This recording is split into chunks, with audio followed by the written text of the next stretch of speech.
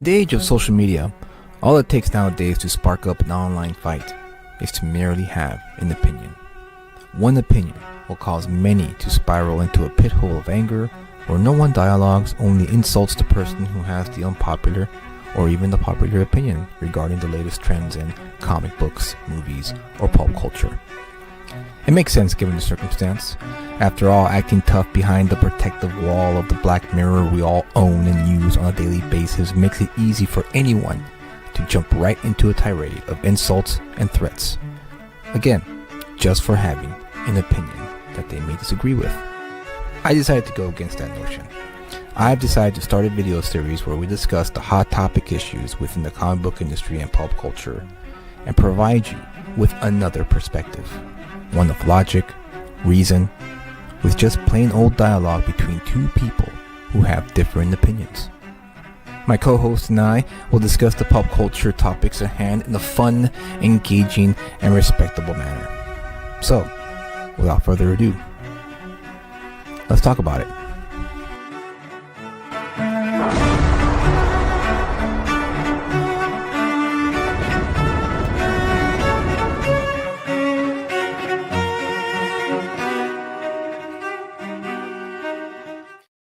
Hello, everyone. Welcome back to another edition of Let's Talk About It. I'm your host, Julius Freeman, and with me, as always, is Kyle.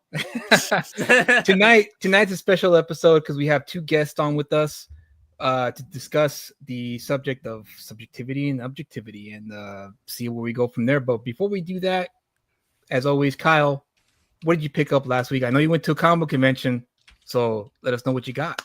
All right. Well, I think I sent you some of the photos if you want to pull those up. I went to Comic-Con Revolution in Ontario, California. It was a blast. Got to meet some great artists and writers at the convention. One of those being Mark Bagley, who was very infamous in his Amazing Spider-Man run. I got this sketch cover done by the artist named Locke Lim. Basically, I was going around seeing, I had this idea of what if Hulk had gotten a Red Lantern ring and then went up against Wolverine. Wolverine would die. That's the consensus that I got, but it was cool because I wanted to have that flipped perspective of the Hulk 340 homage of Todd McFarlane. And I love Green Lantern. He's my favorite guy. So having a Red Lantern Hulk was definitely something I wanted to do. And it was funny because I gave the guy the prompt of what I wanted. And he was like trying to figure out in his head. He's like, how am I going to do that? Because constructs don't really have reflections. And I'm like, I was going to say, like, it's a comic. This isn't real life, dude. The original reflections were wrong. Like, I know. Yeah, exactly. It's a comic book. It's just fun, So, but I like the way what he did, where he like really outlined and darkened the ring, so it looks like it's actually through it, and then it has the reflection of Wolverine in it. But I like that he kept the was it Kirby that did the big prominent head like that? Yeah. McFarlane did that a good bit too, particularly with the gray Hulk. Yeah, the big. I always like that. That's the best type of Hulk that that I like. I don't really care for like especially the new MCU like Smart Hulk and stuff like that. I want my Hulk to have a touch of Down syndrome. Yeah.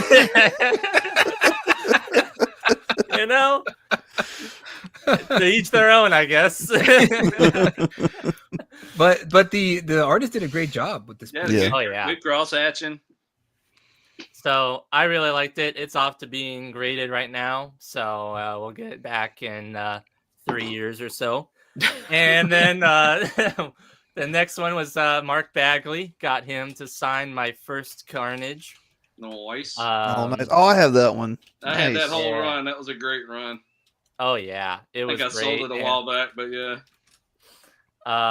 Everybody in line was getting this book signed. It was like pretty much like the go-to book everybody wanted. That's a dark story with Carnage. That's like the real super serial killer that he faces, isn't it?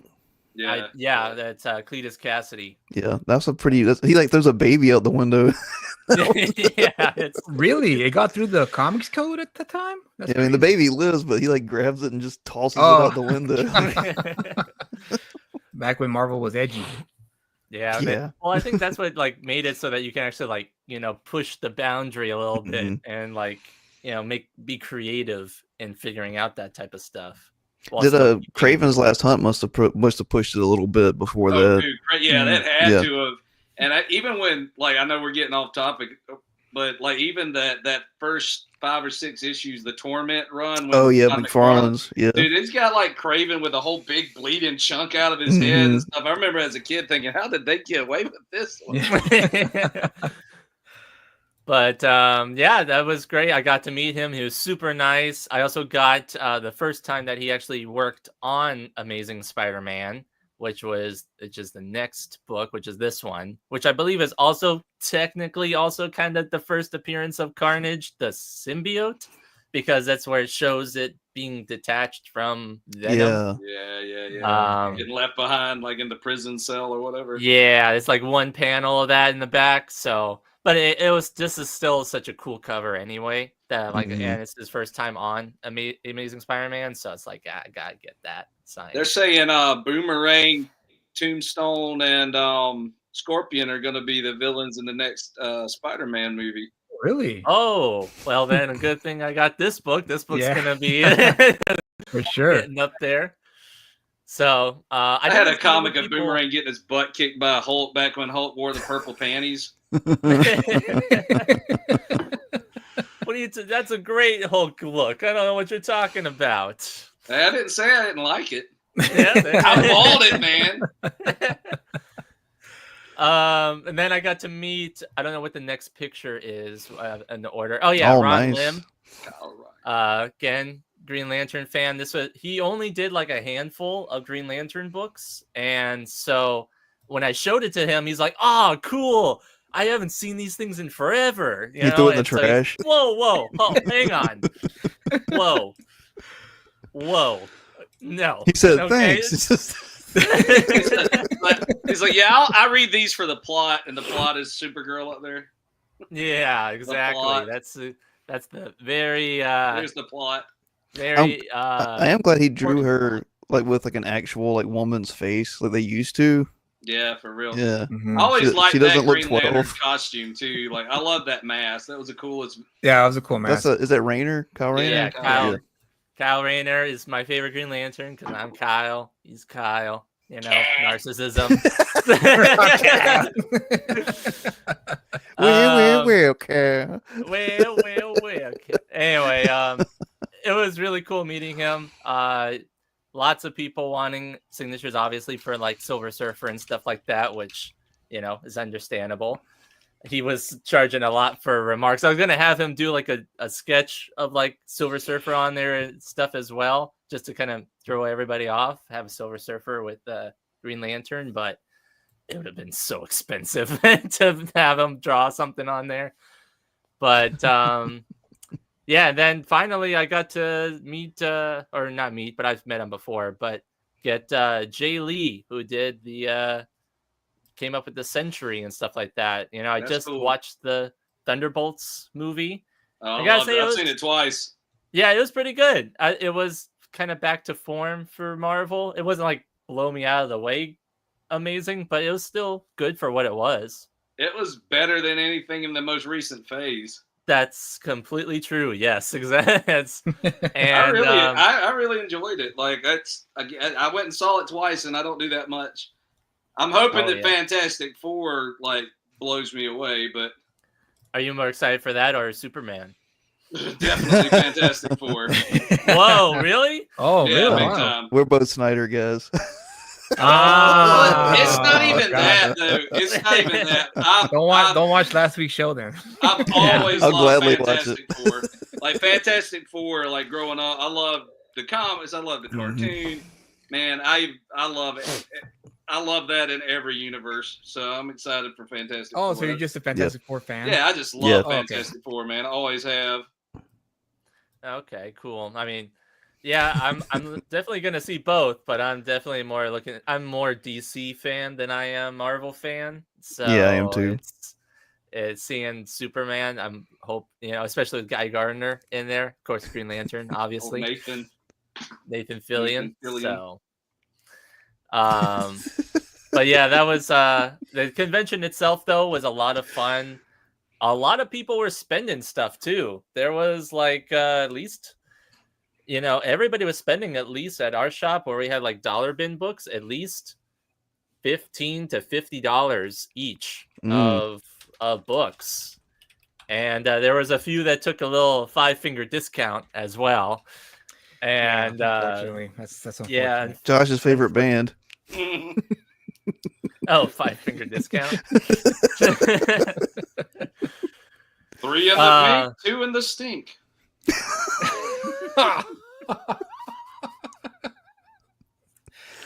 Speaking of Mr. Fantastic,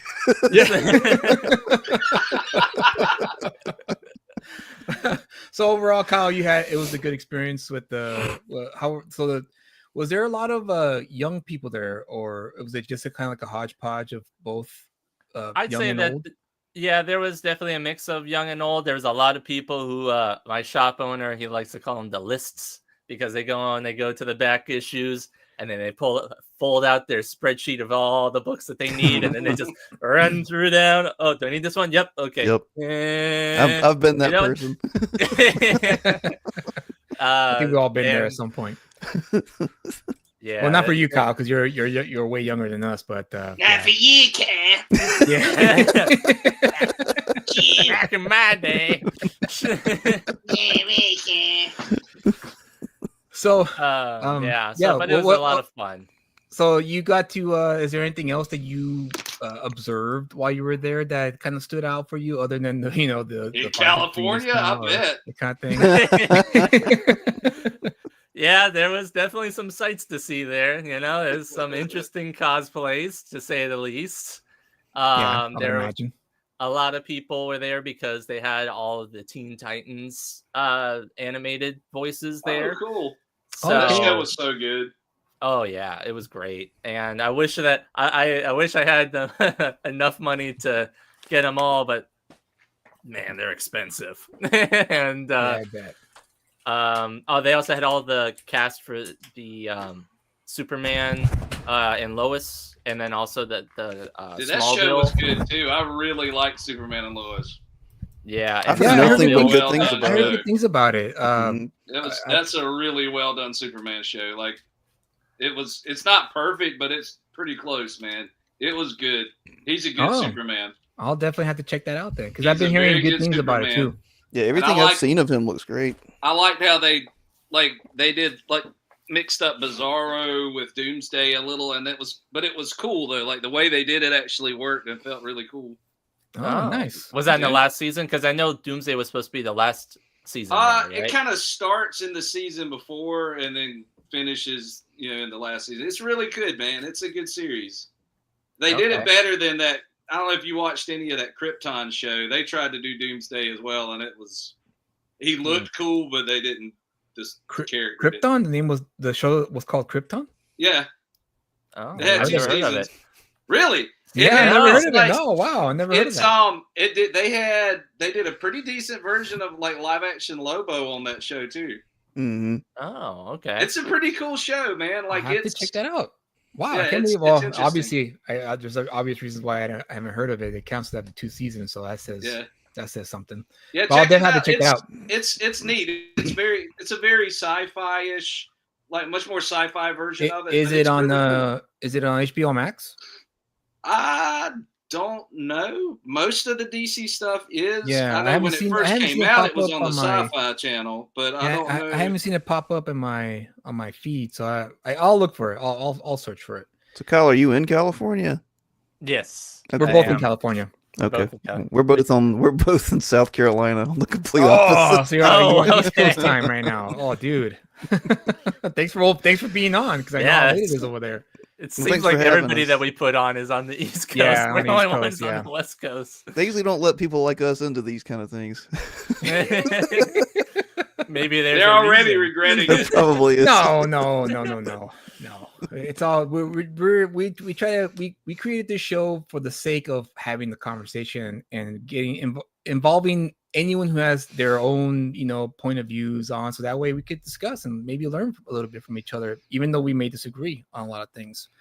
So That's what attracted me to your show after I saw that debate. Was this is something Josh and I have talked about because we have something of a podcast too that we do, but it was like, man, we really want to do something that kind of just elevated it a little bit, because indie comics is usually people just promoting, and there's nothing wrong Right. with that. It's just Right. it doesn't really get much deeper than that, or it's drama farming. Like, yeah, for sure. and Absolutely. I know B.A. Turner has done like a little bit different with like his Dark Horse Discord. Mhm. He kind of actually goes and he kind of articulates some thoughts and stuff like that. But there's not a lot of people doing stuff like that. And when I found y'all's channel, I was like, oh yeah, I'll definitely would come on and talk to you guys. Like, this is actually a good channel. Cool, yeah. Cool. That was the idea, and that's what I was afraid of when I had the two guests on. I was afraid it was gonna go to drama farming, or people were gonna think I was drama farming. But in reality, at the end of the day, I realized no, we gave them a platform. They gave their thoughts. Kyle and I did our best to Quell them down a yeah, bit. to keep it in line. A lot of people have forgotten how to actually have reasonable discourse about things. Yeah. And that's the art of debate has gone out the window. I mean, all we got to do is look at our presidential debates and realize we don't know how to have conversations. No, absolutely. We don't know how to talk to people anymore. Absolutely, 100%.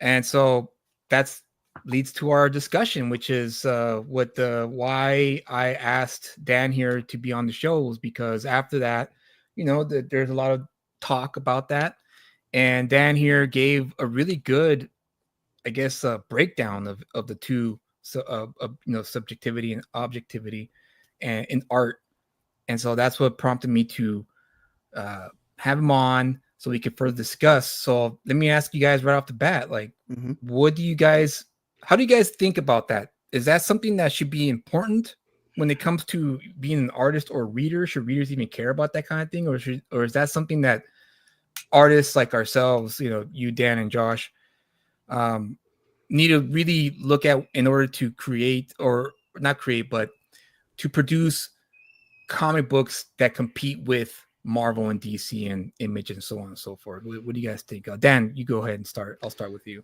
Yeah. This is gonna sound really nerdy or whatever, but you have to take this seriously, not just what we're talking about, but the topic itself. And what I've got some notes, if you don't mind me start with that. Sure, go ahead. So the main thing that is the problem is the terminology and understanding of it. There's a difference between subjectivism and subjectivity, and they get crossed over, and that's kind of. I'm going to mention like the members of that debate a lot, I think, and I don't mean anything against them. It's just I'm trying to frame it for people who saw your show and in the context of your show. Yeah. So if I say Tony or Tyler and I deride some of their points, it's not to deride them. It's to make the context of putting this all together, Noted. So Tyler kept using the phrase subjective or subjectivity, and he kept using it wrong. And I'm not trying to be mean. It's just by definition, what he was saying was subjectivity, but what he meant was subjectivism. Subjectivism is there's no reality. You define the world, which is what he thinks is art is. Okay. Subjectivity is how you react to an objective thing. So if Josh does like the Fantastic Four, he subjectively likes the Fantastic Four. Him liking them does not make them good or bad.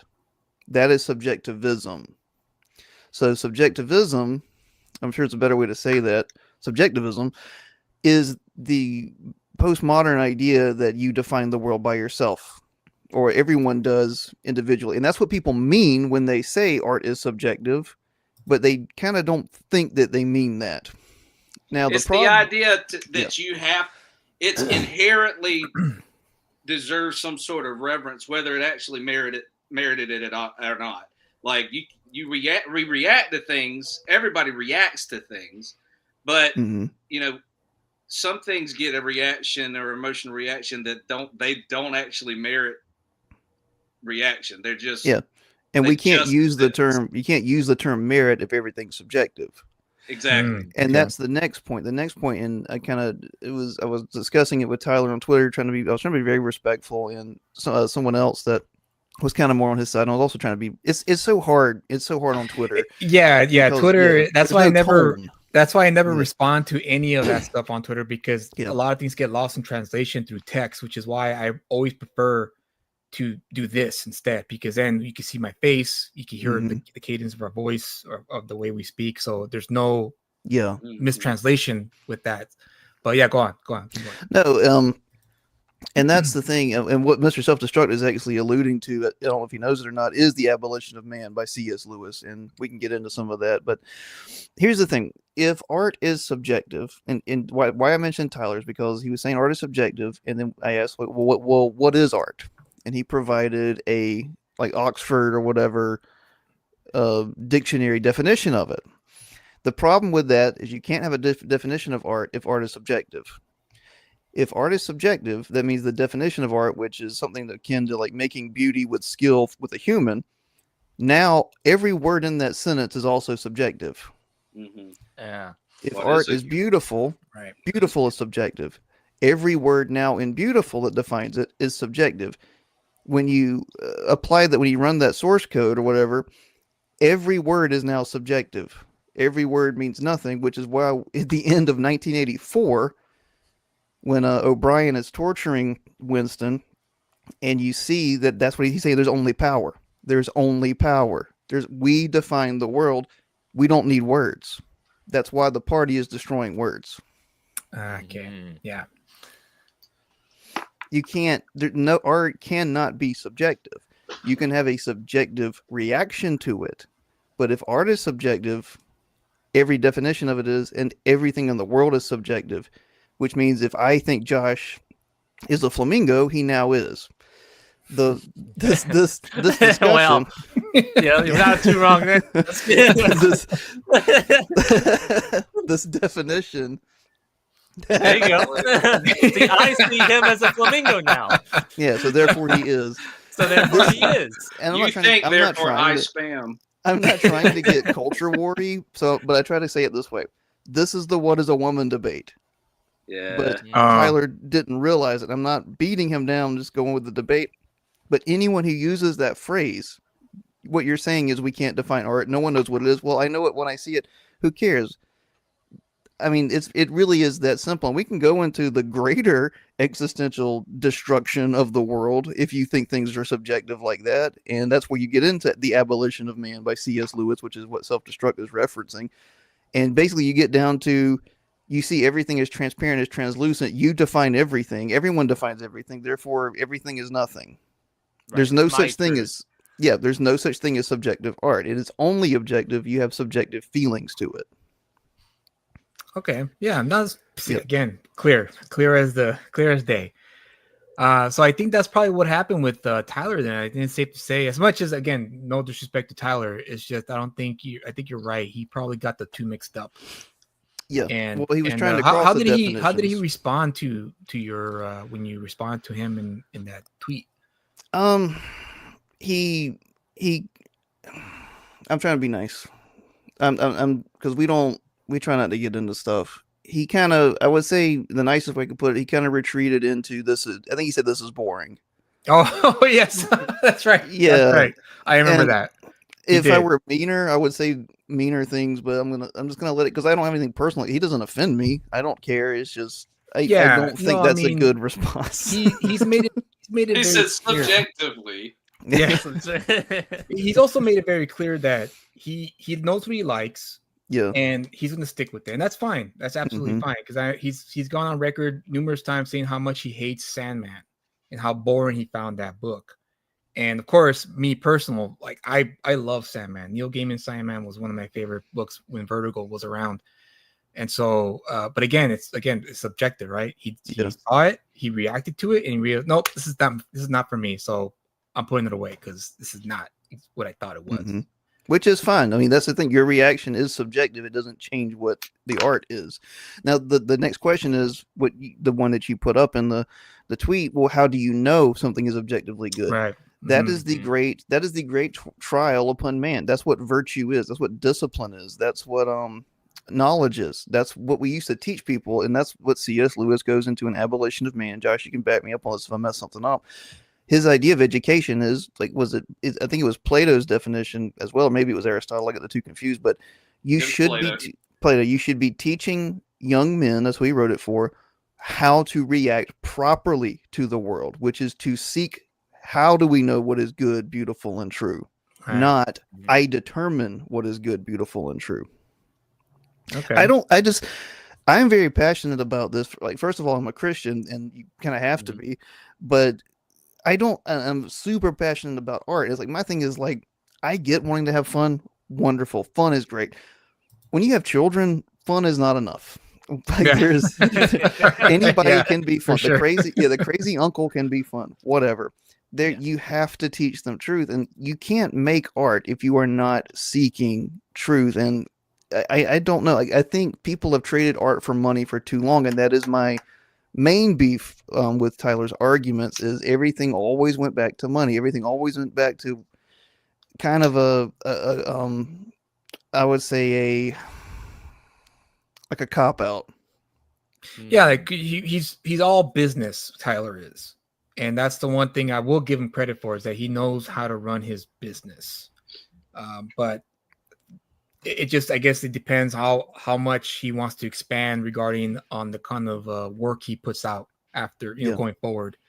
And it's funny you mentioned about the money situation. That's exactly what I was talking to Kyle about this earlier, about the fine line. This is, at the end of the day, as much as we all love comics and the medium of the comic book storytelling medium, we still are selling products. You got your book, Godfall Universe, and you both of you have your company. I have mine. I have my books. Those are, at the end of the day, products that we have to sell, because if they don't make money, then we can't keep going.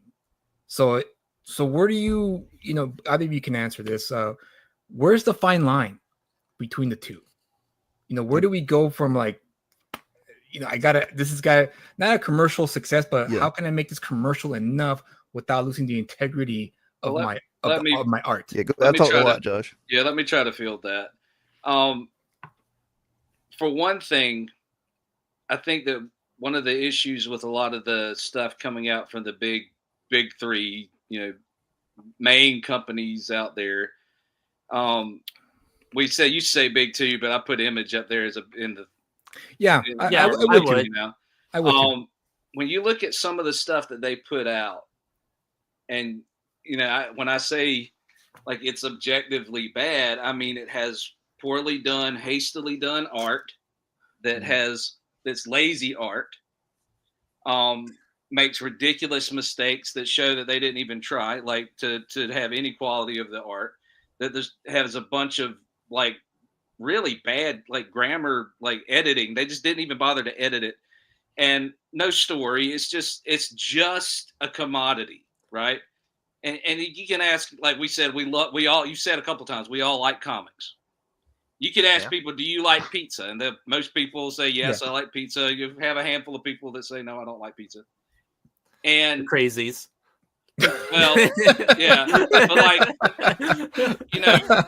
there is a big difference between going to some like an actual like pizzeria that has a brick oven in the back, and they got some old Italian dude that's been doing this for 200 years and knows how to like make the best pizza you've ever eaten in your life, and that thing comes out with like fresh ingredients. There's a difference between that, which you may have had to wait for, you may have to pay more for it, but there's a difference between that pizza and you can buy a box of frozen little mini pizzas at Dollar General for $3, and you can say I ate pizza, but one of them is objectively better than the other one.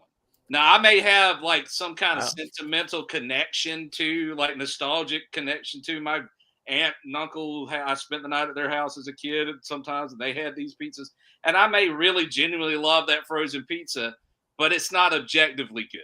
Right. I may have some connection to it that makes it good to me, but that doesn't mean it's anywhere near the same quality as the pizzeria pizza. For me, when you ask, how can you balance the quality of art and success, you have to define, well, what is a success for me? if a success for me is a certain amount of units sold, that's not art. That's to me once you break it down to the point that it's I have to sell this many to make this much to be considered successful. At that point, that's not art to me anymore. That's just business now. Right. It's a commodity now. That's why Right. most of our movies are garbage now, because the studios don't care about making a good movie. They care about, we invest this much, we need to make at least double that to be able to make profit. So, and once the conversation has become that, to me, it's not about making an interesting thing. It's about like, what can we get out as quickly as possible that is going to get enough people, at least fool enough people, or get enough of the mindless, people that are just going to go see whatever to be able to say we were successful. And for me, on a production scale, my version of success is for first, am I proud of it when I'm done? Like regardless of how somebody else reacts to it, am I proud of it when I'm done?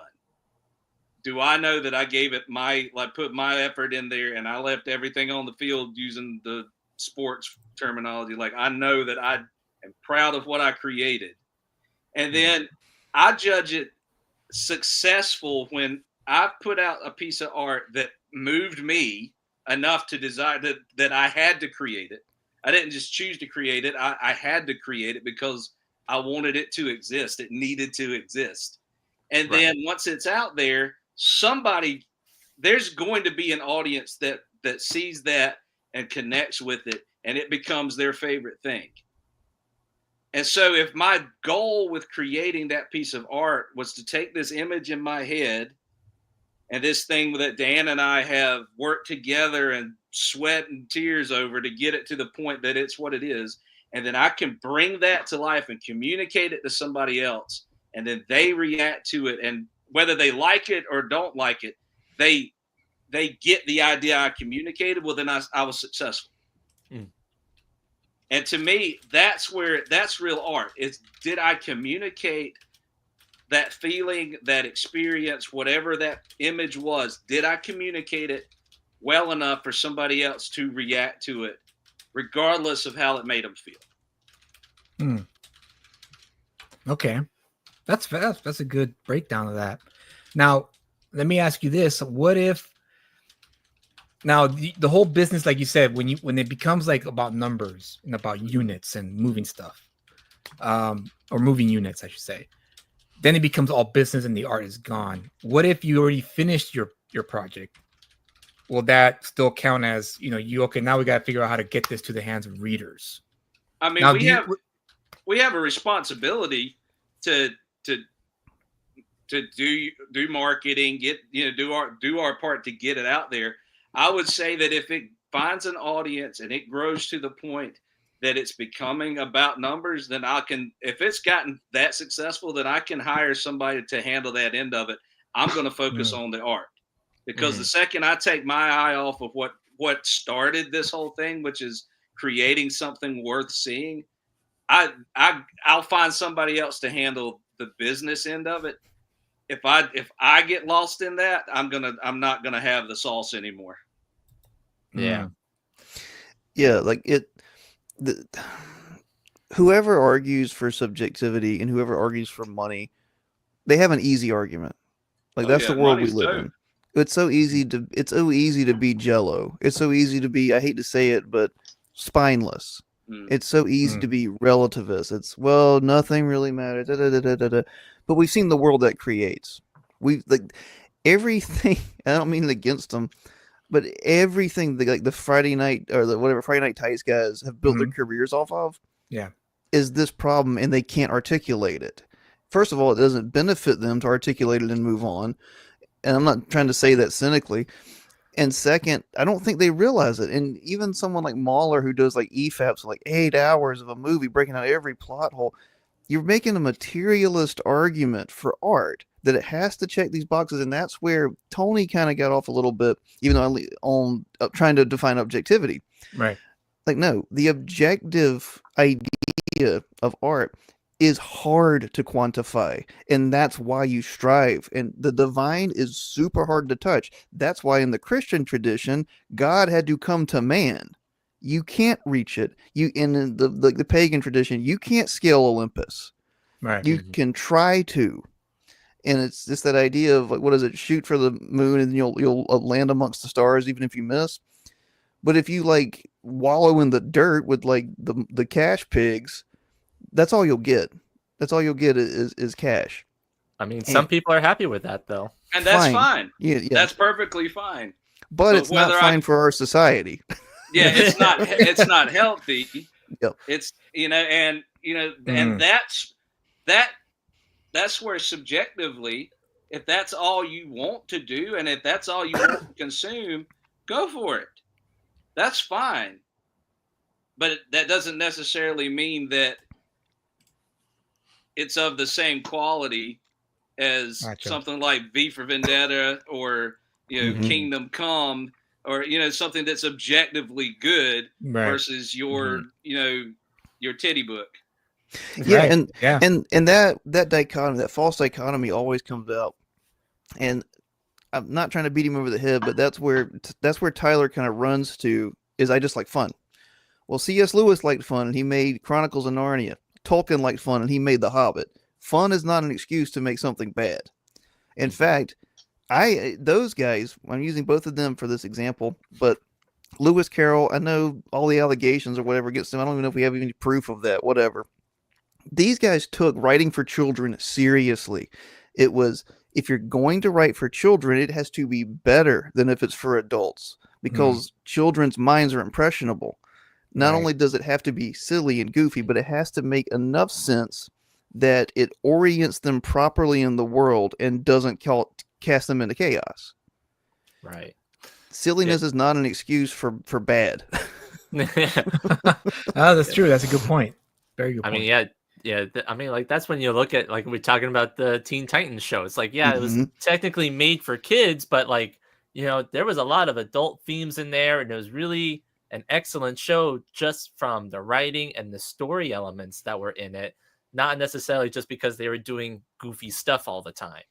And I think that's one thing that kind of got lost, is that people forgot that, kids are smarter than, people give them credit for. They can figure out a lot of stuff. Sure. There's only two things really that it's really easy to write for children when you really think about it, because there's only two things you leave out, and they're basically the same thing: sex and vulgarity. And again, our culture for 5,000 years, if we count like the Jewish culture as part of our lineage, which we kind of do, understood that violence is public and sex is private. And it really is that simple to write for kids. And that's why, not to get political, the last year with the drag queen stuff, I'm not making a point here politically, but I'm saying at the heart of man, that's why people push back on it. There is something in us that understands that distinction for children. And that's why everyone wants to kill pedophiles rightfully. Like, I would hope so. We have a visceral reaction to that. And you should. Like, we understand that. Children can handle all kinds of things. You shouldn't cast burdens on them, but they understand the world better than we understand. But there's sex and vulgarity you keep from children. Yes. Yep. 100%. And Mr. Rogers, Sesame Street, we had great things that were, I mean, Mr. Rogers his philosophy is awesome, and it's for children. Children are not stupid. They can be, like. I was about to say, I taught for 17 years. I've met some stupid kids. The platonic child, the idea isn't stupid. I have to. I understand. I promise you they exist in abundance. But it's what bugs me, and I'm sorry to talk a lot, but what I liked about your show and why I wanted to talk is indie comics are gonna follow the way of everything else, despite whatever culture war. As long as you accept this idea of subjectivity, you're gonna crash and fail. If you are not reaching for greatness, you are gonna make crap, and you're gonna think that crap is golden because it made money. And then in 20 years, when no one's buying it, no one talks about it, no one cares, you may have your bag. You didn't help anybody, not even yourself. Your soul will rot. Well, and I think that's a good point. If we just look at, the money as the only measure of whether something was good or not, look at movies that are bona fide classics, revered classics now that were flops when they came out. Blade Runner. Yeah, I mean, that's like one. that is objectively one of the most creative and best made films of all time. Mm-hmm. Things like John Carpenter's The Thing.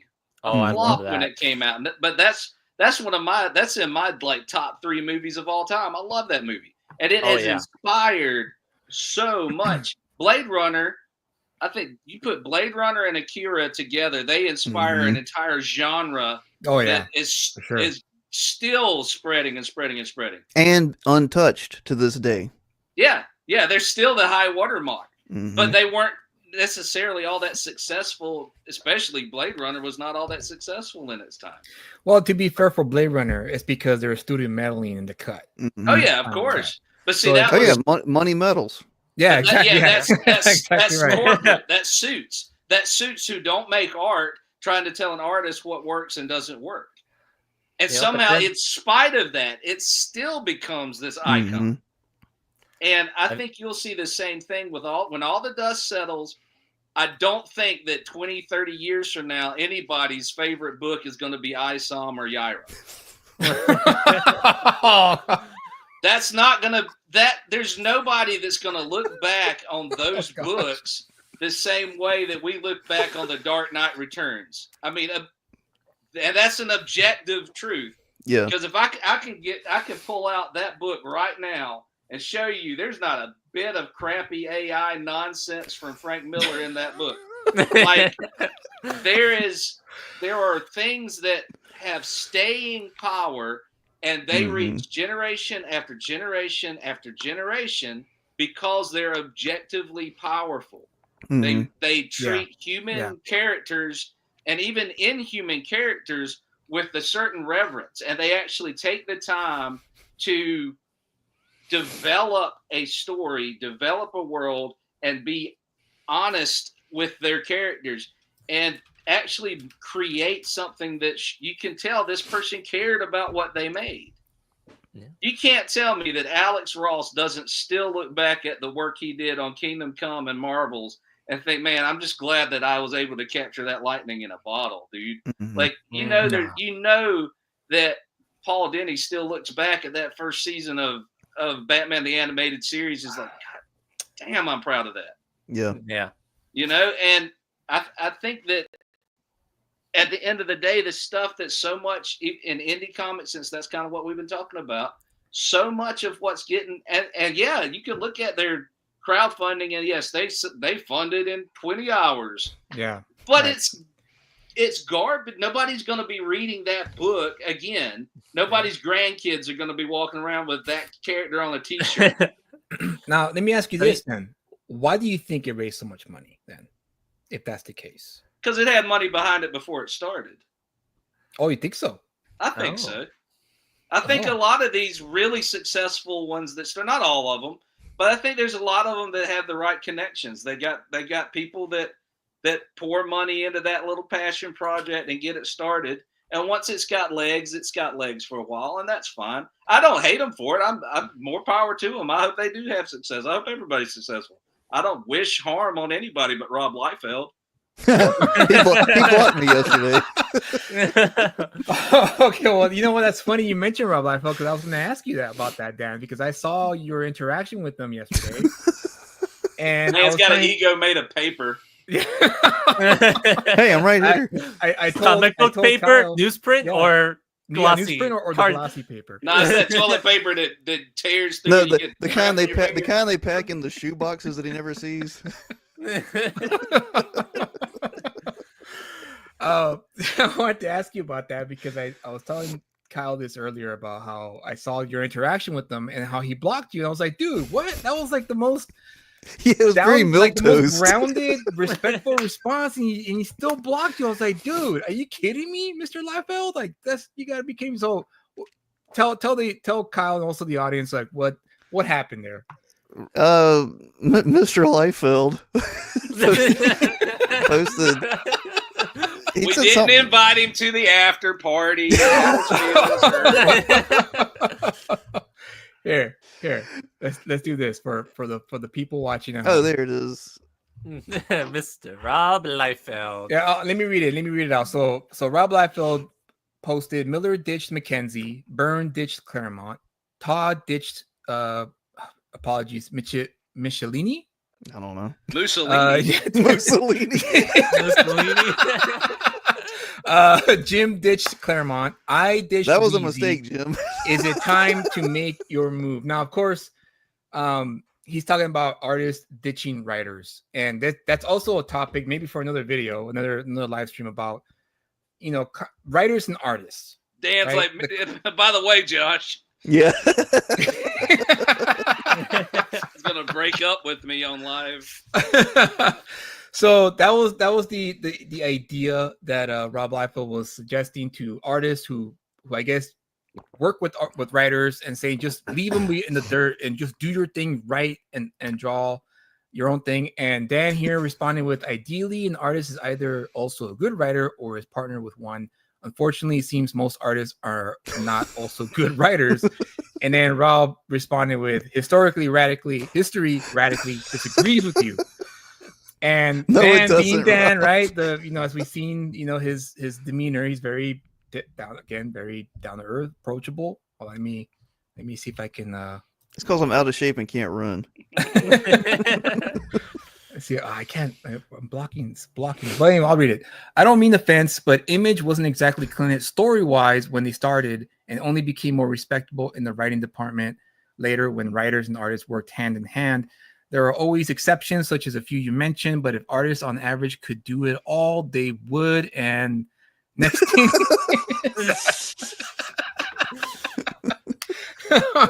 No, that's again the discussion of subjective and objective. Yeah. Now let's open this Pandora's box of writer and artist and how they work together to create something objectively good. Now, is that something that's possible? Obviously it is, considering the Alan Moore, Bissett, and Total Ben run on Swamp Thing. One without the other. You can't see Swamp Thing without Stephen Bissett's and John Total Ben's work alongside Alan Moore's writing. Well, and and there's modern examples too. Like look at Tokyo Ghost. Rick Remender's the writer, and Sean Gordon Murphy's the artist. That's one of my favorite books I've ever read in my life. And it's so clear. Murphy is not a good writer. No, and that's the thing.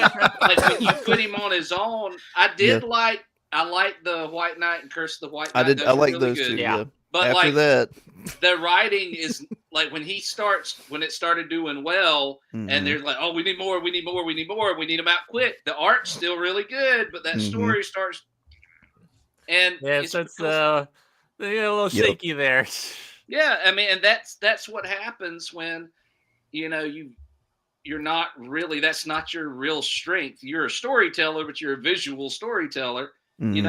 It's not to say that you can't try your hand at it, but like, I think an artist that's primarily an artist, that's not a writer, not much of a reader, if you are going to try it, you need to have an editor. You need to have somebody to run that stuff by that's going to call you on it if it's not good. And make sure that the pages line up when it gets printed. Yeah. yes. That's huge. Well, I think this is very bold to say, but I'm going to say it because I'm not an artist and Josh is. But I think artists kind of have a chip on their shoulder sometimes with writing, where they think because they pass English class, they know how to write. And I mean, I've passed an art class, but I can't draw stick figures. Writing is a skill just like art that takes a long time to hone. And I will be the first to say Josh is a fantastic artist and writer and more well-read than I am. And we work well together, but I don't know any other artists that can write as well as he does in indie comics. I mean, it's not to say that there aren't really good ones out there. Yeah. Can I respond real quick to what Benjamin Soto put in he says there's no evidence that people purchase these books because of the writing. I'd buy anything that was drawn by it. I'm the same way with a lot of artists. Like I've Mhm. got a ton of books that I only have them because the Yep, artist. I've got Spawn 1 through 100 right I here. don't read them. Yeah. McFarlane's a I terrible love writer. the art. I don't Yeah. read them. But yeah, I Mhm. definitely will. There's a lot of books that I purchase just because I love the artist. Mm-hmm. That doesn't mean that I don't prefer to have a book that's both looks good and is a good story. The books that my most commonly reread book, and I'm not gonna pick it up because I'll probably throw my back out. I got the big box set of the hardbacks of Akira, the manga. Oh, nice, dude. Oh, I read Nice. that every single year. I read that, and I go back to that over and over again. I've got the deluxe edition of Seven to Eternity. I read that every year. It's fantastic. The art and story are absolutely fantastic. But one Those thing are- with Akira though is he knew when not to write.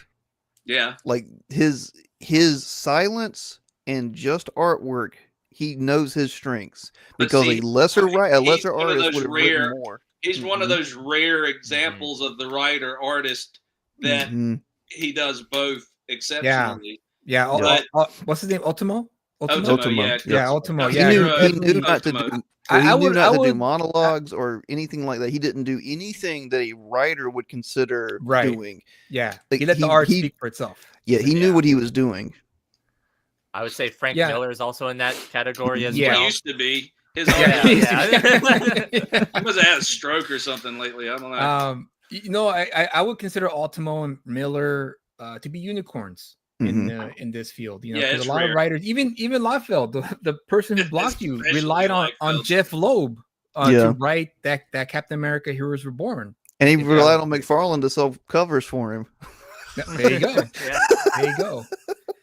It But was just no- unfortunate that he just did that. Like I was just like, man, I could understand if he came at him, a little bit, harsher because he does push back quite often against that. But you It's didn't come fine. out like that. at I do all. You just- agree with Benjamin about Daniel Warren Johnson. Daniel I Warren love Johnson him, is a dude. good writer too. And Again- he's killing it. He's killing Yeah, it right with, now, yeah. Transformers right now.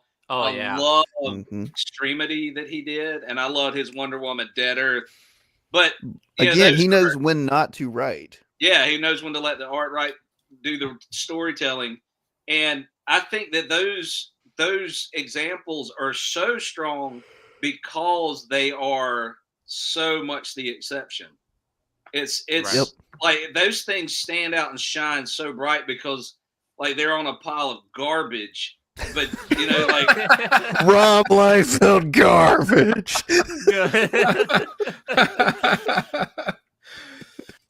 no, we're excited to see Youngblood again. Yeah. I will say that I was back to that well. disappointed with that last Deadpool run on Marvel. I was really hoping for something special, we were- but Well, you're But- breaking it down, and we were realizing it's like, this isn't the Rob Liefeld of old. It's, No. His version of Deadpool, he takes so much credit for Deadpool. He Mhm. created the initial design of Deadpool. The Deadpool that everybody loves now, Rob didn't create that character. Like he created the image of the basic idea of Deadpool, but like the Merc with the mouth that people react to, other writers did much better with Deadpool. Deadpool didn't get a movie back in the 90s. He didn't get a cartoon series back in the 90s. right. Spawn did though. Yeah. That was Spawn the did. exception. I think It at was that time better was the than the exception. comic. Oh, yeah, it was. Yeah, the Spawn comics. Whew, those were tough. Those were tough to read. The art was He- dope. He should have I think he should have partnered with Gaiman from issue 1 for like Mhm. a 12 issue run to Yeah. establish that whole world and then Yeah. go with it, something like that. That was the Yeah, only when- time it made sense is when he hired Gaiman to write. Yeah, when he brought in Mhm. like Cagliostro and all Cagliostro that. and Angela. Yep. Yeah, Yeah. that's when it got And good. Medieval Spawn. Yep, that's when it got Mhm. good. Mhm. And that's if you take a superstar artist and a superstar writer and put them together, you get incredible stuff. My favorite book this past year was Rook Exodus. Oh yeah, I With, love that one. Fabok did the art, and who did the writing on that one? It was Jeff Johns, right? Jeff Johns. Yeah, it's Jeff Johns, Mhm. and it's like out of those three, it was Geiger and Yeah, Red I didn't and then- care. I could care less about either of the other two. Like I read, I got the Ghost Machine or whatever. I Yeah. got the little Yeah. sampler issue that had like a little piece of each. Rook Exodus, I bought every issue of, and it's coming back. next year, I think. That was Or the standout for me or in too. the fall of this Yeah, year. later on. I think later. Wasn't in it? the year. Isn't Geiger an older series they brought back, or it's been running for a while? Isn't Yeah, it? I think they did like Yeah. a one shot. That was because I remember few years seeing it ago, back and in then the they- store and like they- a year yeah. ago. Yeah. Yeah, I got that covered too. Yeah. Man, I got the whole first run I got of that, and I love it. I've read it 2 or 3 times. But there It was again, you can tell it was a passion project, and that both people creating it put a lot of effort into doing something really cool, and it stands out. Yeah, yeah. I agreed. Yeah, it was something that like when I'm reading all of them, I was like, this one's definitely something that's really different, and it's like I'm probably gonna like the other 2 more. I ended up liking that one the best out of all of them, and I had Yeah, the it's best really amount of good. review. And here's where I'll make an example of like our topic. I didn't care for Rook Exodus, but I know it is well written and the art is good. I just don't care for the story. But I can't Yeah. call that a bad book. That doesn't Yeah. make sense. So to yeah, call so it. you could say, objectively speaking, it's a great book. It's just not Mhm. for me. Yeah, it's competent. It's Right. well written. The story, I don't care for the story, but it's not bad. It's good. Yeah. And Mhm. I think that there's a lot of people that if they don't like it, if their reaction to it is, well, I didn't like it, Mhm. then it's got to be, oh, it just wasn't good enough for me. Well, no, it Yep. was good. It just wasn't your cup of tea, Right. and that's fine. Yeah, I mean that's the thing is like again to speak esoterically or mythologically, but that's the foundation of this whole argument is we have in the Western canon, which is important, people should read it, or at least know what it is. We have this figure of Satan, and Satan is a character that stood before divinity, perfection, and said, "I don't like you. I can do this better." Mm. That is what subjectivism in art is. It's you looking at something you can't comprehend and saying, I determine what that is. But it's Talking about the- usually you're somebody who talking about can't make it subjectivism, better, who right? can't. Exactly. It's Okay. almost Yeah. always people who don't create who want to be the ones that say, "Oh, this is." And can't Yeah. create. Yeah, Right. that's for sure. That's for sure. And I Which think that's is the why I best think that was Tony's like beef Yeah. with Tyler, is that that's how he viewed Tyler. Someone who's like, Yeah. you don't know what you're doing, but you thought one day you read a comic book and thought I could do this a lot better, and then you picked up a pencil and a paper. Benjamin, I am saying that Tyler's arguments are very close to Satan's reasoning, yes. But every single person has something like that in their life. I do believe that. I mean, we all want to be God in some level. That's what lying is. And yes, Eric, we definitely That's- mean your cult yeah. revolver is the Western Yeah. canon. Colt 45. I'm waiting for Tyler to post a video where he made himself like the AI devil, and it's like, am I the devil? Question mark. This guy said so. And it's 2 hours of talking. But no, like I do take that seriously. Like that's the whole point of all this. Like you don't realize the road you go down to whenever you conflate your idea of reality with what reality is or should be. Hmm. That I mean, destroys society. the only thing that I can think of a counter argument, kind of going back to what we were talking about before about the movies, and Yeah. we're talking about like John Carpenter, The Thing being great movie but not well received. The only thing a counter argument I can think of is like with the Transformer Bayverse movies. Objectively, Those They're made kinda a bunch rough. of money too, yeah. but they made billions of dollars. Yeah, well, McDonald's sells a lot of burgers. Well, but let's take that though. We say objectively they're rough. You got a lot of very objectively attractive people in those movies. Yeah, You got likable characters. Shia LaBeouf, man. You have nostalgia. Yeah. That's connected to it. Of these are people love Optimus Prime. People love Bumblebee. You also have a lot of the people that would look at those and say, "Oh, this is garbage." It's because they're comparing it to the Transformers that they grew up with, Right. and yeah. say, "Oh, this is not what I grew up with." But if you grew up with the Bayverse movies, that generation really likes them a lot more than my generation does. Mm. The special effects for most, at least for those first few, were really impressive special effects. There's really good like cinematography in those first couple of movies. Yes, there's some dumb crap in there too, but Like the there is. balls. Yeah, That's there Michael is. Bay. Michael Bay has to have that. That's produce his something. style, and Yeah. that's But there are definitely objectively good things about those movies, you know, and objectively bad things. Most things are not a complete 100% good. Like most things are a mix of good and bad. There's definitely objective things. Like there's reasons why I can understand why there's people who love those movies and go to see every single one of them. Yeah. Yeah, I guess that's and also true. too, going back to the comment about the the Thing and all the movies being box office bombs, like Fight Club. It's another example of that. Mm-hmm. It also could be the fact that audiences weren't ready for that kind of material yet. It's like it reminds me of that story that about 2001: Space Odyssey. How when that movie was first released, all of the old Hollywood didn't get it, didn't understand it, didn't. Well, what the hell is this crap, right? Mm-hmm. And then I think it was Spielberg who said that he thought my generation, we saw that movie and we were like, this is the greatest thing we've ever seen. And it's slowly during the run of that movie, it went from the old audience going, nope, this is not for me, and it slowly transformed to the college age audience who went to go see it because it was something special and great for their generation. So it's just a matter of I guess part of it is timing as well. Oh yeah, that too. That too. But yeah, I think it's also a matter of timing as well. Some pieces of art don't get revered until after the artist is long dead. And then there's some things that I think other generations just don't have. They just don't interact with it in the same way. There's movies or music and things that we may have grown up with, and then we just really connect with it. Then you play it for someone younger, and they're like, "Oh, I don't get this." Well, that was the Last Dragon for me. When I showed it to my my stepdaughter, she was like, "What is this?" I was like, "Well, I love it. I still love it." Yeah, this is objectively good. Yeah. You're objectively retarded. You love Howard Mother. You love Howard the Duck too, I also love Howard the Duck, and I recognize Howard the Duck being a terrible movie, but I love it.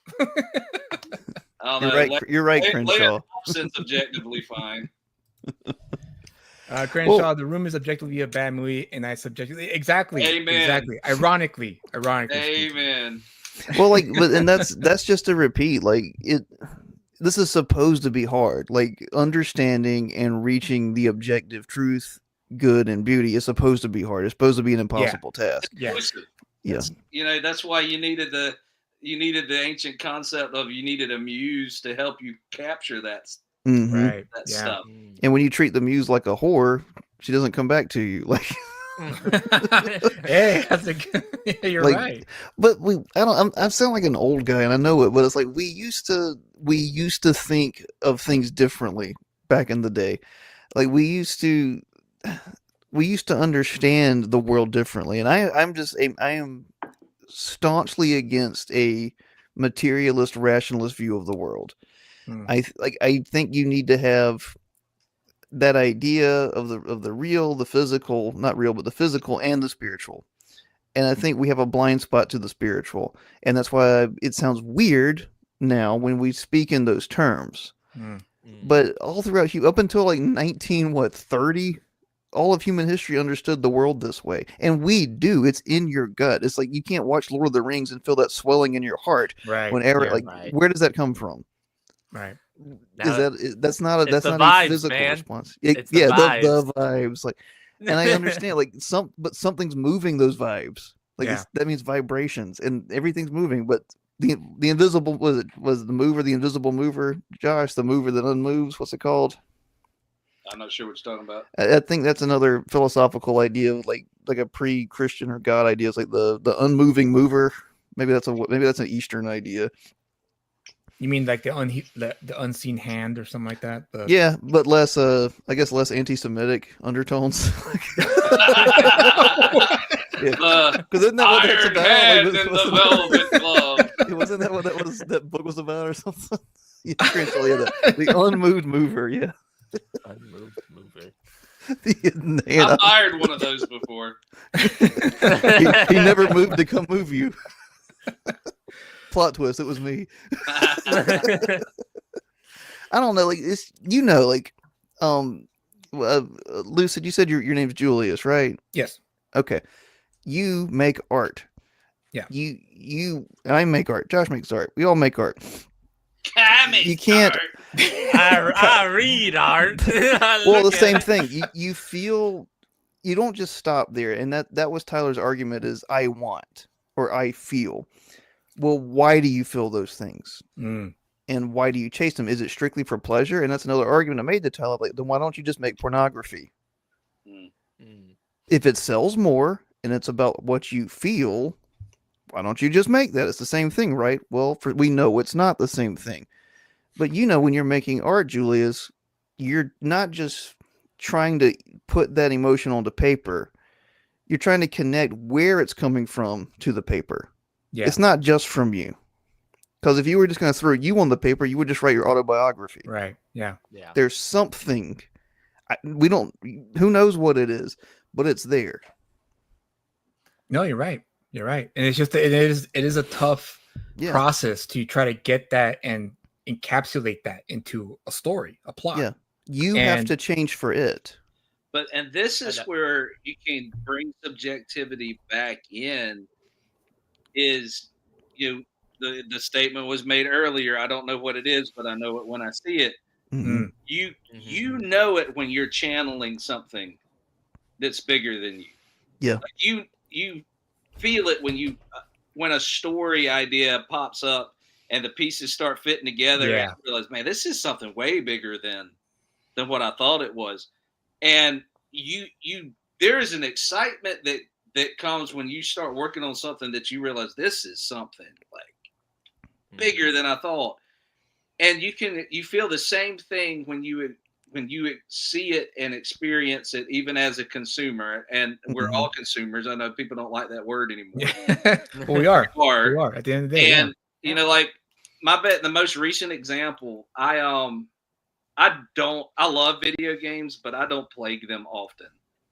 But I've seen a few screenshots and heard some really good things, and I bit the bullet and did something I rarely do and bought a brand new game this past week. I got you had to pull out a loan for that? You only get half the game. I bought Expedition 33. It's a new game. It's produced by a French company.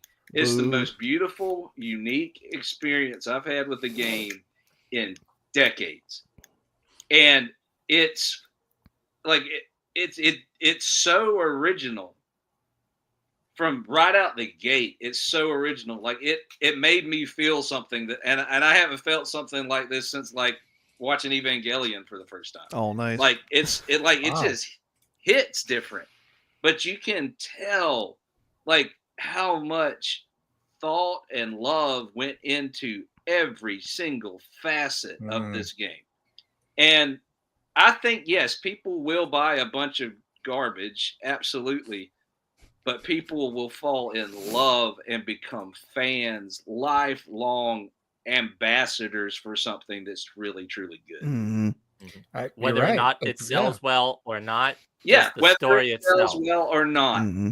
And like, we didn't come in here to pimp our own stuff, but I will say that like one of the coolest things about what Dan and I do with Godfo Universe is the handful of people that, when they do read it and it's clearly the thing that they were looking for. I will get in the robot, Mr. Self-Destruct. Or Dan will have to do it again. But like that's my favorite part. Is meeting people who like this story blew their mind and they really loved it and they really want, and they're like they want to contribute to it.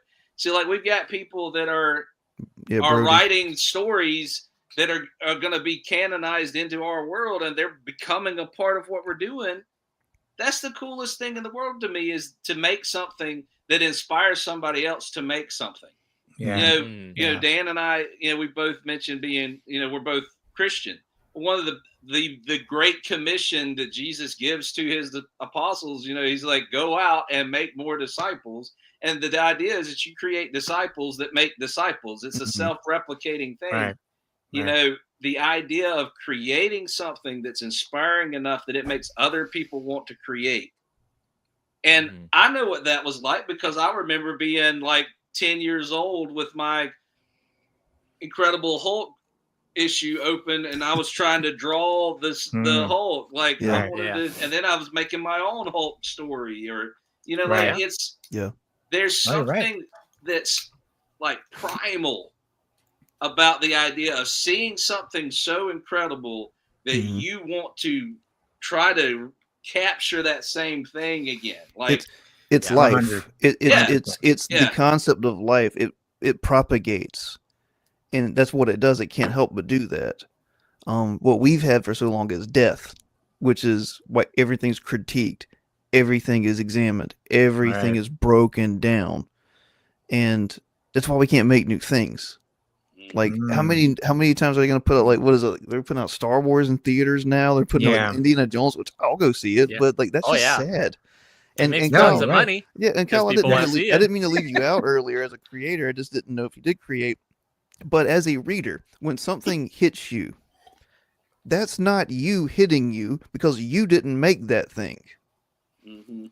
So that's not subjectively. That thing's not hitting you subjectively. It is hitting you objectively because It exists. How could- Somebody yeah, threw you- it at you. yeah, like you see what I'm saying though. Like Yeah. if it's outside of you, it can't be you. So this idea of the subjectivist idea or subjectivism idea that we call of art, it's ridiculous. It is a non-starter, ridiculous idea. And I think Tyler was probably not Tyler. Tony was probably just a little too emotional, maybe, to articulate that properly. I think that they just had like bad blood between them. You know, that's between them. Whatever. If you think that art is subjective, you probably like butt stuff.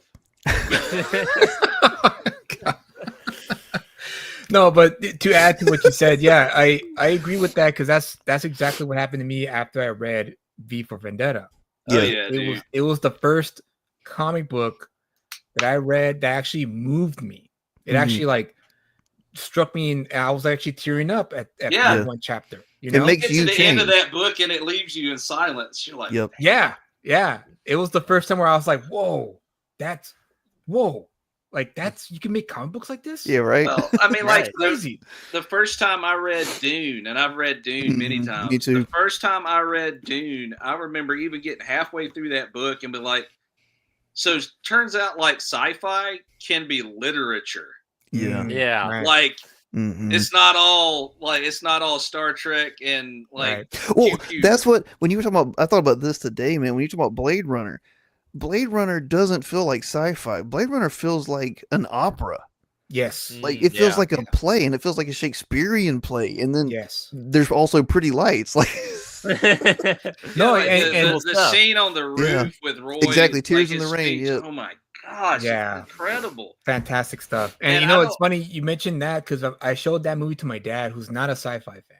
yeah, He's just always I like my shoot 'em up Schwarzenegger movies. Blow 'em up. Just give me that. Give me you some know? Inverse What? Transformers. Yeah. So when I showed him when he came over a couple years ago, because he lives in Texas, and he's like, "Hey, you got any movies you want to show me?" He's like, "Yeah, I want to watch. Let's watch Blade Runner. I've been wanting to watch it again." He's like, "What's that? Is that like an action movie?" I was like, "No." It's has action. I mean, with it a has name some like action that, in it it. should be. But And he only said yes because Harrison Ford was in it. So I'll watch anything with Harrison Ford.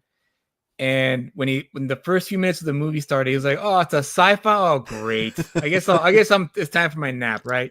yeah, Then there But- were boobs and it turned it around. Yeah. Yeah. But he watched it, and at the end, he looked over to me. He was like, "Wow, that was a great movie." And that's because of the themes of Yeah. the Roy Batty going to his creator saying, "I want more life," and he's like, we tried everything, we did this, and there's just nothing we could do. And he was really like, he stayed with me for about a week at that time. So for a few days after, we talked about that movie because that's how much it for how profound it was for him. But going back to what you said is that there's just some things that just There's longevity, penetrate man. right through your soul, you know. Mhm. So I mean, there's a reason we still talk about Shakespeare. yeah, yeah, yep, absolutely. yep. There has to be something outside of you because it makes you change for it, and that's what good art is. That's what when and as a creator, that's the chasing of the good, true, and the beautiful. You are changing to incarnate it, to bring it into life, Right. and that's what we know. That means I know it was hyperbolic, but the Oracle scene in 300, where she's moving and popping and Right. locking and Oh, whatever, yeah. but that is a nice representation of something possessing something. Well, And it's also that you the can't whole idea hold it that in. the agony and the ecstasy of creation, and Mhm. every creator has to decide to what level am I committed. Mm-hmm. Am Right. I going to agonize over this work to create something that outlives me, or am I going to create something that's it's the frozen pizza, and that's fine. Yeah. Somebody has to make that. Right. Somebody has to make that, and there's somebody out there that'll buy that. It's not. I don't know about Dan, but I'm not saying to you that you shouldn't create what you feel like creating. That may be the extent of your skill. That may be the extent of your passion. That's fine. Yeah. But But you don't belong in the same conversation. Mm-hmm. I think it That's the also extent. I think it also eventually sometimes it gets to the point where people then start inserting themselves into the Mhm. story. Yeah. We And saw a lot of then, that this past few you years in know, the comics. and then only, going off of what they believe and then Mhm. changing the characters that is supposed to be I different. bet Rob Liefeld to has them. physically inserted himself into Dude. some of his work. Yeah. Well, we know he's not a foot guy. Yeah, that's for sure. He's Yeah. not a Tarantino. Tarantino. No, that's a great point, Cal. Is that Go all in, man. I don't care. if you He can't, said, "Let me get another monster." like, if Yeah. you can't make something outside of you, like, just go write lectures. And I forgot, maybe it was Jordan Peterson. It was one of those guys recently that made this point about Ayn Rand versus Dostoevsky. That'd be a And- heck of a fight. Sure would I don't be. know who would win. That's Exactly. It's too close to call. I Willis like- is a wrestling fan. You go have Oh yeah, pay-per-view. I always Here's recommend her book Aaron, Anthem. Like, flying her up, book flying up, Anthem is fantastic. It's only like 100 pages. It inspired Rush's 2112. Great book. Who wrote this one? Ayn Rand. And okay. Yeah, she wrote. I wouldn't suggest all of her stuff or her objectivist view, but I would suggest Anthem. It's a very short book. It's brilliant. It's a little Luciferian at the end, still great. But whoever made this point, he was like, Ayn Rand isn't exploring an idea. She starts with her idea and she's trying to convince you. Dostoevsky, you can tell he's trying to figure out, he's challenging himself and he's trying to figure out and personify these ideas as the narrative goes. He is changing his view for art and beauty and truth. And that's the difference. A self-insert is, I know what this is going to be, da-da-da-da-da-da. Art, chasing it, it's that adventure of let's see where it goes. I will change for it. And that doesn't say you don't have an ending plan. It just says you have to be open and you have to bow to the muse. Mm-hmm. Well said. Yep. Well, that's what I mean. I think that's what matters, man. I think a lot of our problems in society, because people want a political solution or they want a culture war solution, is this. It's like, if you aren't going to accept responsibility for the things you do, including art, nothing's going to improve. Yeah. And Yeah. then also, if you're not with me, you're against me. Yeah. And only a Sith deals in absolutes.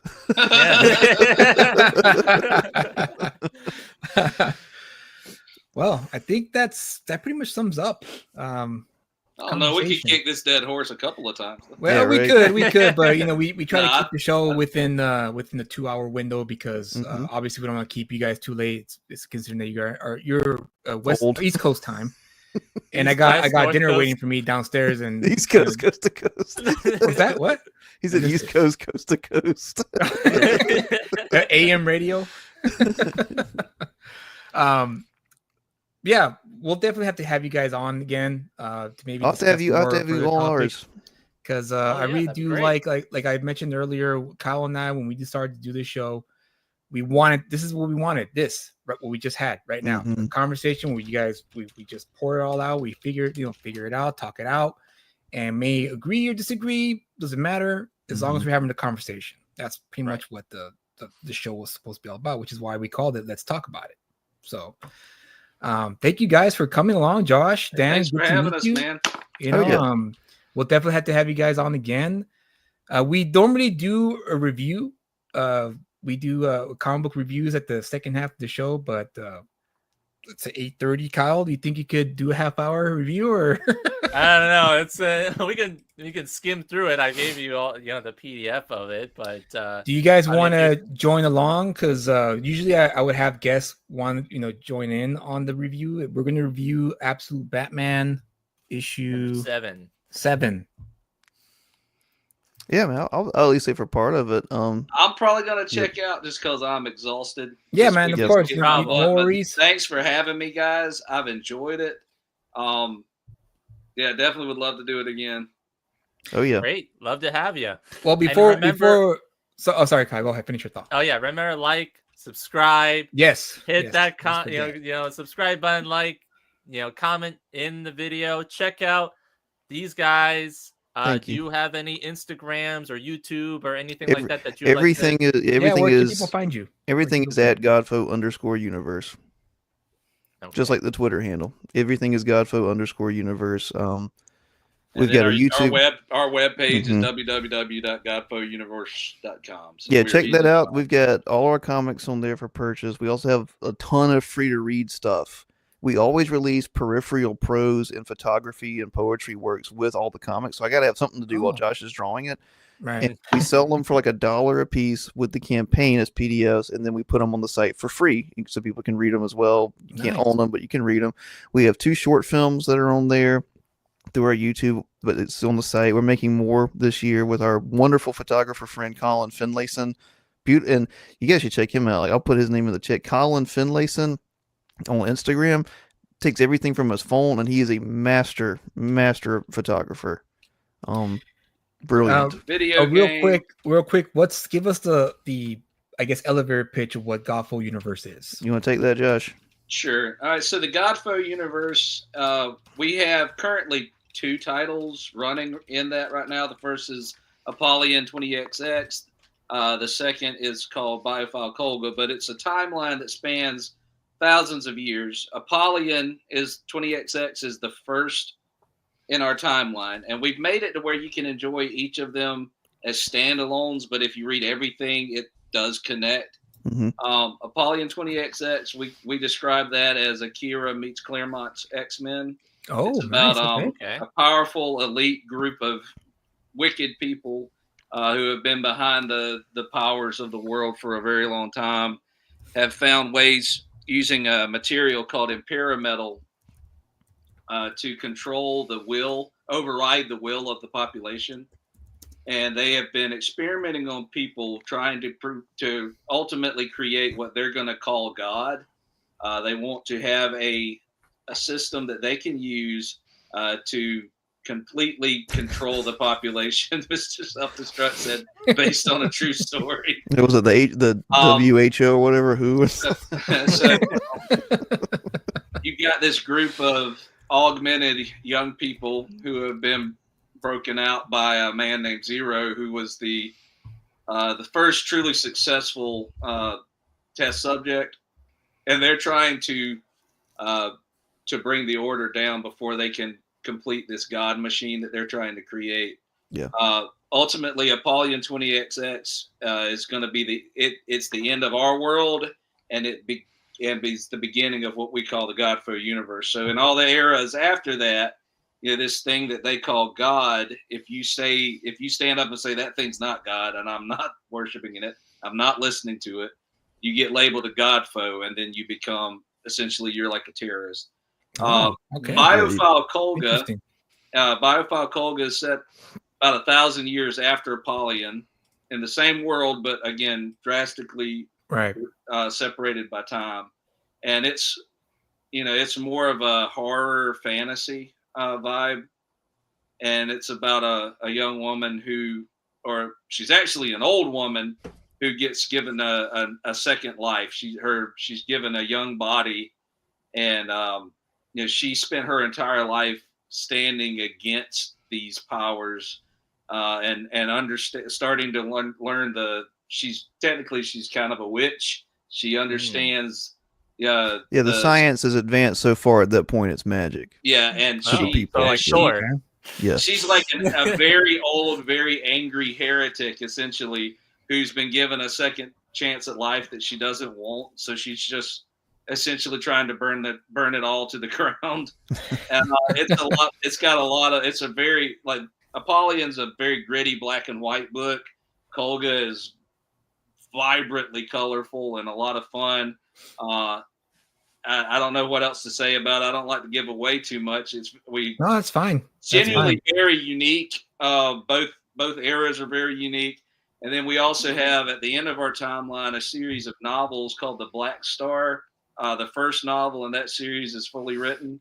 We're just still trying to figure out when we want to release that and how we want to release that. And then we are working on, Dan's about 80% done with a video game that'll be a tie-in prequel to Kolga. Yeah, it's a bullet. It's a puzzle bullet hell on the timeline that stories in between those eras that we eventually will get to come back and do those stories as well. That sounds great. So Godfo_universe, guys, check that out. And the website itself is just godfouniverse.com, one word. I'll put it in the chat. Yeah, go ahead and put it in the chat. Look, I'll do it. Yep. So yeah, well, we decided to skip over the review. Sorry. No, it's fine. That's fine. Don't worry about it. Absolute Batman, big body, little head. There you go. That's all you need to know. But just to wrap everything up, thank you again for coming on. Thank you for having us, man. Having you guys. As we always say, this is the whole point of the show, is to meet new people, talk to people, have conversations. We're good people. We're good people. All right, we're good. We have a high production budget here. At this room later. I'm a good person. We love doing this. Hopefully, we can have more guests on. Hopefully, you guys can come on again. We need to have you guys on ours. Hopefully, anybody that's listening can come on to the show. We're always welcome to have you. We'll talk about comic books, talk about pop culture. We'll talk about anything you want to talk about. This is what we're here to do. Come on our show, preferably on our back. Exactly. But definitely, I always think that every single interaction we have is a new experience, and my catchphrase is always to build those experiences. And of course, whether or not you subjectively like us, objectively like us, I think we can all agree we all objectively like comics. That's right. Well said, Kyle. Well said. That was good, man. Yeah. With that said, guys, have a good weekend. You take care. We'll see you in the next one. Sounds good, man. Bye, guys. Peace. On November 27th, 1997, citizens from a small Midwestern town called Carpenter's Bay were shocked to discover that one of their own brutally massacred his family, as well as ending his own life on Thanksgiving Day. Dubbed the Thanksgiving Day Massacre, this horrendous crime would forever tarnish the good name of this peaceful town.